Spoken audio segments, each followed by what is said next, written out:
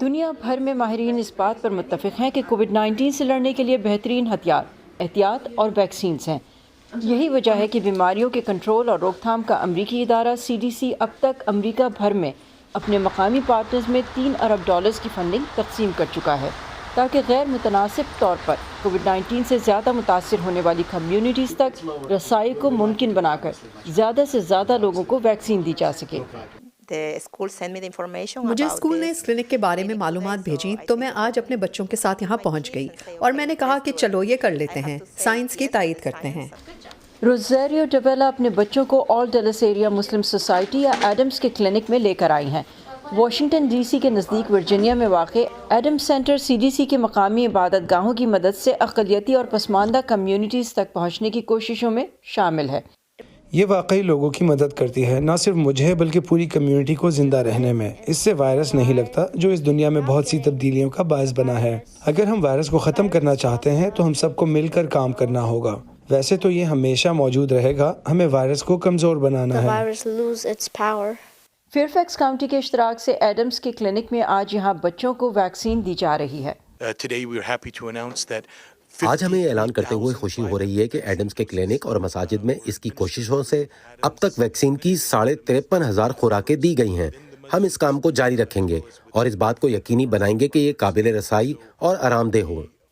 Virginia کی senator Jennifer بوئسکو کے مطابق فیئرفیکس کاؤنٹی میں رہنے والی 70% آبادی ویکسینیٹ ہو چکی ہے، لیکن یہاں کی اقلیتی اور پسماندہ کمیونٹیز میں ویکسینیشن 20% سے بھی کم ہے۔ ایسے میں وہ ایڈمز کے کام کی معترف ہیں۔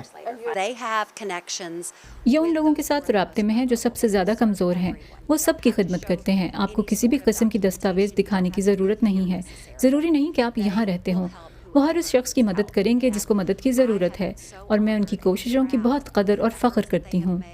زینا کے والد خود ویکسین لگوانے کے باوجود زینا کو ویکسین لگوانے کا فیصلہ کرنے میں ہچکچاہٹ کا شکار تھے۔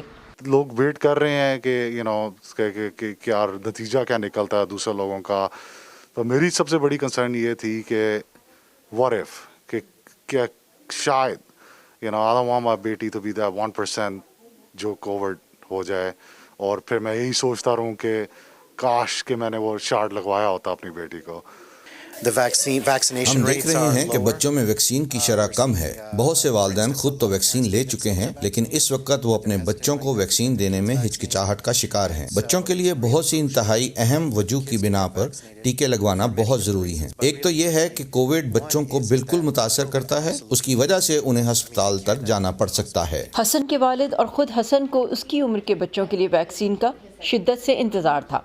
کئی بار جب ہم کچھ جگہوں پر جاتے تھے تو میں اندر نہیں جا سکتا تھا کیونکہ مجھے ویکسین نہیں لگی تھی۔ آپ کو ویکسین کا ثبوت دکھانا پڑتا ہے، لہٰذا اب ایک ٹیکہ لگا ہے، لیکن جب میں مکمل طور پر ویکسینیٹڈ ہو جاؤں گا تو میں وہ تمام چیزیں کر سکوں گا۔